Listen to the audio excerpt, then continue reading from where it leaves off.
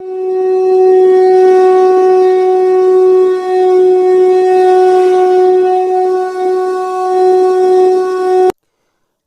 प्रिय मित्रों, मैं ज्योतिषकार कमल आप सबका हार्दिक अभिनंदन करता हूं आपके अपने इस प्यारे यूट्यूब चैनल एस्ट्रो कमल में। दोस्तों, आपके इस यूट्यूब चैनल एस्ट्रो कमल को यदि आपने अब तक सब्सक्राइब नहीं किया है तो सब्सक्राइब कर लें और बेल आइकन का बटन दबा लें, और बहुत ही शानदार वीडियो आपके पास आने वाले हैं। तो इसलिए आज ही सब्सक्राइब करके बेल आइकन का बटन दबा लें ताकि आप ऐसी भारत की अद्वितीय साधनाओं से पृथक नहीं रह जाएं। आपको जानकारी होनी चाहिए, करो आपकी मर्जी, नहीं करो आपकी मर्जी, लेकिन जानकारी ज़रूर होनी चाहिए। दोस्तों, आज हम चलते हैं एक ऐसी पौराणिक राजवंशों की साधना जो महाराज विक्रमादित्य के समय चलती थी, और महाराज विक्रमादित्य ही इन सब साधनाओं के रचयिता हैं। उन्होंने इन सब साधनाओं को रच करके आम जन की भलाई के लिए इस साधना को प्रस्तुत किया है। दोस्तों, ये साधना हमें हमारे गुरुदेव श्री अशोकानंद जी समयाचार्य से मिली है, और ये साधना बहुत ही उत्तम साधना है। ये काल ज्ञान की एक महान साधना है जो सरल होने के साथ साथ ये साधना आपको एक सिद्ध पुरुष बना देगी। आपको किसी भी व्यक्ति, वस्तु और स्थान का अक्षरश भूत, भविष्य और वर्तमान बता देगी। ऐसी गजब की साधना। और यहाँ तक कि नहीं, आप यदि किसी देवी देवता की साधना भी इनसे पूछना चाहते हो तो उस देवी देवता की साधना भी आपको करवा सकती है, क्योंकि हमारे देश में ऐसी कई कहानियाँ हैं जिसमें प्रेतों ने, भूतों ने, देवियों ने, देवताओं ने, अन्य देवी देवता, यक्ष, गंधर्व, नाग, किन्नर, पता नहीं किस किस की साधना करवा दी। तो ये एक गुरु के रूप में भी आपके जीवन में आ सकती है, मित्र के रूप में भी आपके जीवन में आ सकती है।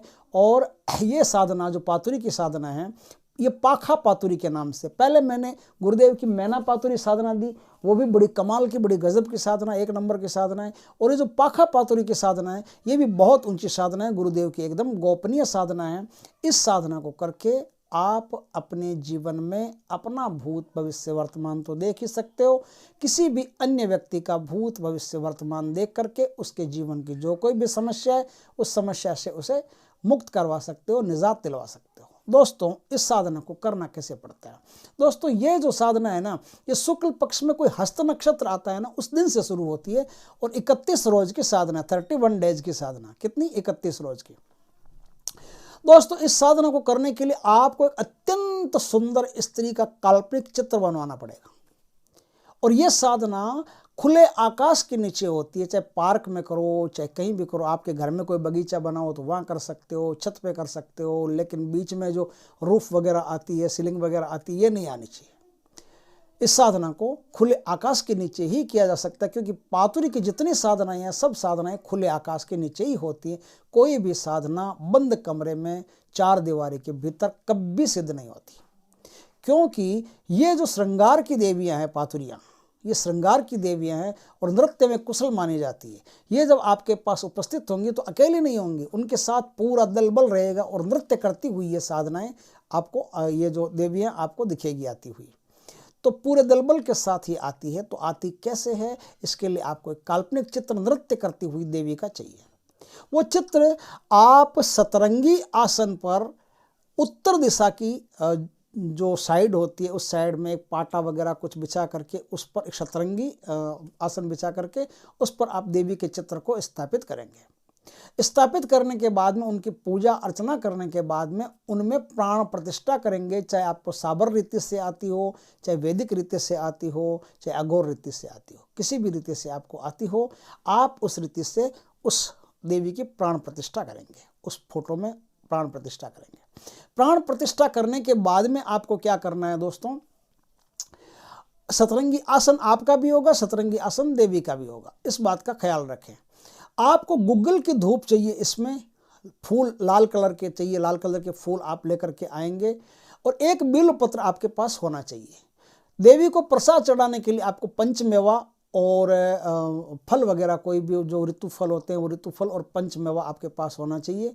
लाल चंदन घिस करके, घिसा हुआ लाल चंदन होना चाहिए, उस लाल चंदन से देवी को आपको तिलक करना है। इस प्रकार से आप इस काम को करेंगे। उत्तर दिशा मैंने बताई दी।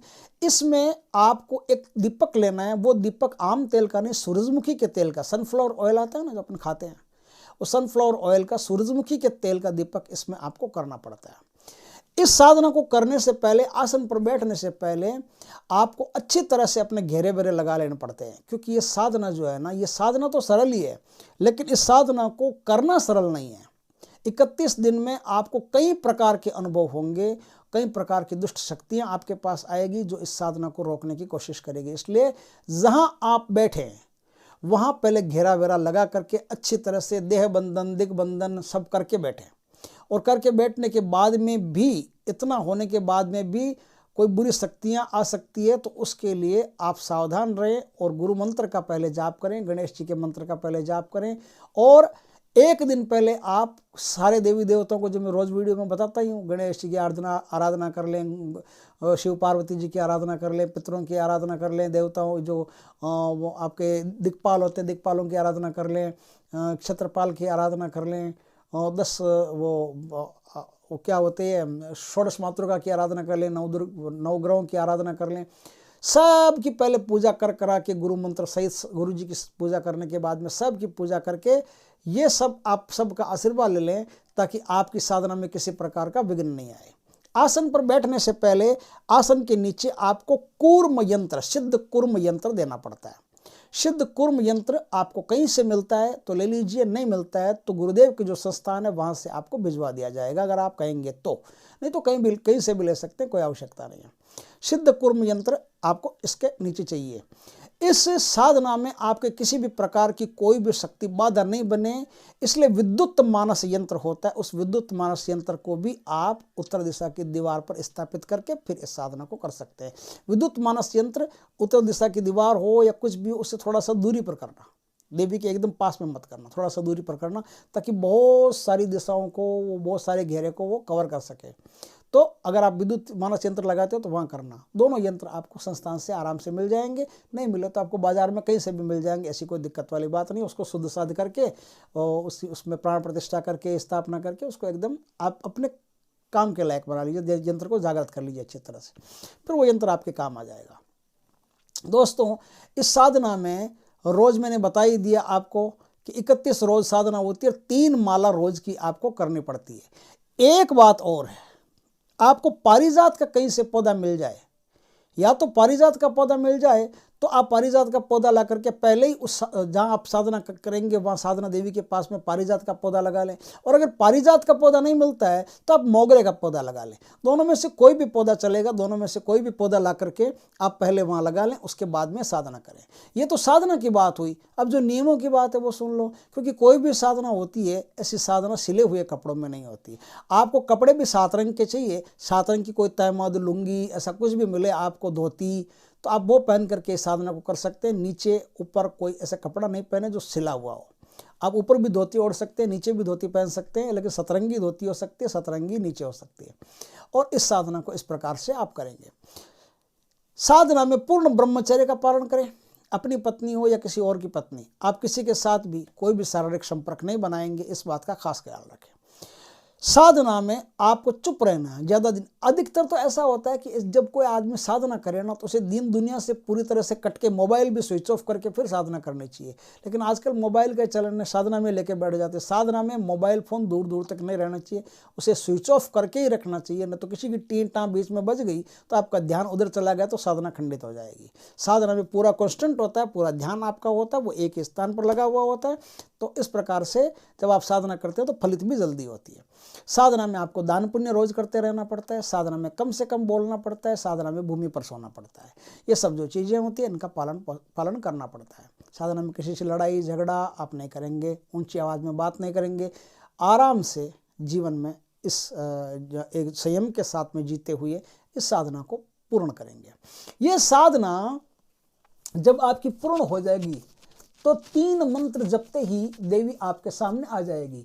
या फिर आप कहेंगे मंत्र तो आपको रोज जपना पड़ेगा, 3 मंत्र तो रोज जपना पड़ेगा। 3 मंत्र जैसे ही आप जप लेंगे देवी आपके शरीर में एक्टिवेट हो जाएगी और आपको किसी का भी भूत भविष्य और वर्तमान बता देगी। किसी भी व्यक्ति का, कोई भी हो, सब का भूत भविष्य वर्तमान बता देगी। और इतना ही नहीं, ये नहीं खाली पर्ची लिख कर दे दी, खाली इतना ही नहीं है, भूत भविष्य वर्तमान के साथ साथ उसके जीवन में क्या करने से क्या होगा क्या करने से, कौन सा दान करे, कहाँ जाए, किस तीर्थ की यात्रा करे, काला रसगुल्ला खाए कि पीला रसगुल्ला खाए, ये सब बातें वो बता देगी। तो उससे क्या होगा कि उसके जीवन में जो कोई भी नेगेटिविटी है, जो कोई भी नुकसान करने वाली चीज़ें, वो कैसे दूर होगी, वो उसको अच्छे तरह से बता देगी। तो आप निवारण भी कर सकते हो। ये खाली बताने वाले तो वो होते हैं, बैठे बैठे पर्चियाँ लिख लिख करके दे देते हैं और बाद में उनके आंदोलन होते रहते हैं, कुछ नहीं होता। ये जो शक्ति है, इस शक्ति से यदि कोई श्रद्धा से आपके पास आया है तो आप उसका निवारण भी कर सकते हो। देवी उसका निवारण भी आपको बता देगी। और आपको हंसते खेलते रहना चाहिए, आपको हमेशा इस साधना में मुस्कुराते हुए रहना चाहिए, आपके होठों पर मुस्कान रहनी चाहिए। किसी भी प्रकार की चिंता, फिक्र, टेंशन वगैरह इस साधना में नहीं चाहिए।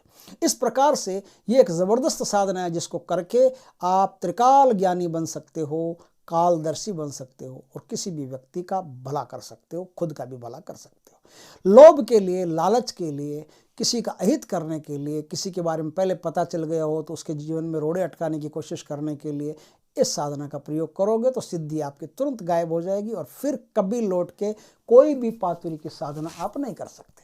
आप भलाई के, नेकी के अच्छे काम करोगे तो ही ये सिद्धि आपके पास रहेगी। दुश्मनियाँ निकालने के लिए या फिर कोई अनुचित लाभ उठाने के लिए यदि आप करते हो तो ये साधना आपके काम नहीं आएगी। इस बात का खास ख्याल रखें।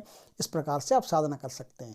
मंत्र के कुछ भाग काट लिए गए हैं इसलिए कि ये गुरुमुखी मंत्र है और गुरु से सुनकर के, गुरु से दीक्षा लेकर के फिर इस साधना को किया जाए तो ही ये साधना सफल होती है। अब मैं आपको मंत्र बताता हूँ, इसमें कौन सा मंत्र काम आता है। कुछ अंश गुरुजी के पास हैं, गुरुजी के पास से पूरे अंश प्राप्त करने के बाद में ही आप इस साधना को कर सकते हैं। मंत्र जो कुछ प्रतिशत कटने के बाद में जो बाकी बचा 90% मंत्र है वो मैं आपको बता देता हूँ। मंत्र है पाखा पातुर बजे पखावद। पाखा पातुर बजे पखावद, तुरंत ही आओ इंद्रलोक से, तुरंत ही आओ इंद्रलोक से, सभा सजाओ आसन पाओ, हाल बताओ लोक लोक के। सभा सजाओ आसन पाओ, हाल बताओ लोक लोक के। अर्ज हमारी सुन पखियारी, अर्ज हमारी सुन पखियारी, सांची सांची राह गुजारी, जहीं पर परई नजर हमारी, जहीं पर परई नजर हमारी। ओ की पाती तुम पढ़ डारो। पाकी, पाती मतलब उसकी जो जन्म कुंडली होती है उसको पाती, मतलब उसका लेखनी जो भी है, क्या क्या लिखा है इसके क्रम में, वो पाती, उसको बोलते हैं पाती। तो ओ की पाती तुम पढ़ डारो, दुख का कारण करो निवारण। आया ना, मैंने कहा ना, दुख का कारण भी निवारण करती है। तो दुख का कारण करो निवारण, गुरु शंकर की आन तो मानो, गुरु शंकर की आन तो मानो। इस प्रकार से ये 90% मंत्र है। 10% मंत्र अगर आपको साधना करनी हो तो आप गुरुमुखी सिद्धि गुरुमुखी संपदा में, उसमें आकर के, गुरु शिष्य परंपरा में आकर के और दीक्षा लेकर के फिर इस साधना को करके आप जगत कल्याण कर सकते हैं। और इस प्रकार से दोस्तों ये आपकी साधना विधि मैंने आपको पूरी तरह से बता दी है। दोस्तों खाली इतना ही नहीं है, इसमें जब आप साधना करोगे ना तब एक बात और होगी। ये जब आप साधना करोगे ना तब आप में थोड़ा क्रोध की मात्रा बढ़ेगी, गुस्सा बढ़ेगा। आपको पूरी तरह से नियंत्रण रखना है अपने आप पर और इस बात को वॉच करते रहना है कि मेरे अंदर क्या क्या केमिकल चेंजेस हो रहे हैं। क्रोध बढ़ रहा है कि काम वासना बढ़ रही है कि क्या बढ़ रहा है।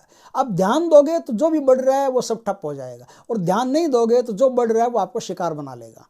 इस बात में थोड़ी सी, इस साधना में थोड़ी सी इस बात को ध्यान रखने की आवश्यकता है कि जब भी आपका क्रोध बढ़े तो आप तुरंत सचेत हो जाएं कि ये क्रोध साधना की गर्मी से बढ़ रहा है। इस साधना में गर्मी बहुत होती है तो साधना की गर्मी से बढ़ रहा है। तो आप अगर क्रोध बढ़ रहा हो तो शीतल पेय पदार्थों का ज़्यादा पान करें और सूखे मेवे वगैरह जो भी ठंड पैदा करते हैं शरीर में उन चीज़ों का प्रयोग करें, लेकिन तब करें जब क्रोध की मात्रा ज़्यादा बढ़ रही हो तो करें। क्योंकि क्या होता है कि हर जो साधक होता है वो एक जैसा नहीं होता, किसी को बढ़ता है किसी को नहीं भी बढ़ता है, किसी को सिद्धि होती है किसी को नहीं भी होती है, क्योंकि प्रारब्ध ऐसे होते हैं कि सिद्धि नहीं होती है तो फिर मुश्किल हो जाती है, तो नहीं होती है तो नहीं होती है, हो जाती है तो हो जाती है। जिनको हो जाती है उनमें भी दो प्रकार के लोग हैं कि उनमें भी किसी को गर्मी होती है किसी को नहीं होती, लेकिन जिनको हो उनके लिए ये बात मैं एडवांस एक्स्ट्रा बता रहा हूँ कि इस साधना को करने पर यह क्रिया होती है। इस क्रिया में थोड़ा सा ध्यान रखने की आवश्यकता है। दोस्तों वीडियो अच्छा लगे तो लाइक करना, कमेंट करना, शेयर करना। पहली बार आप हमारे चैनल पर आए हो चैनल को सब्सक्राइब करना, पास में जो बेल आइकन का बटन है वो दबा देना ताकि हमारे ज्ञानवर्धक जानकारीपूर्ण वीडियो सबसे पहले आपके पास आ सके। जय श्री कृष्ण दोस्तों।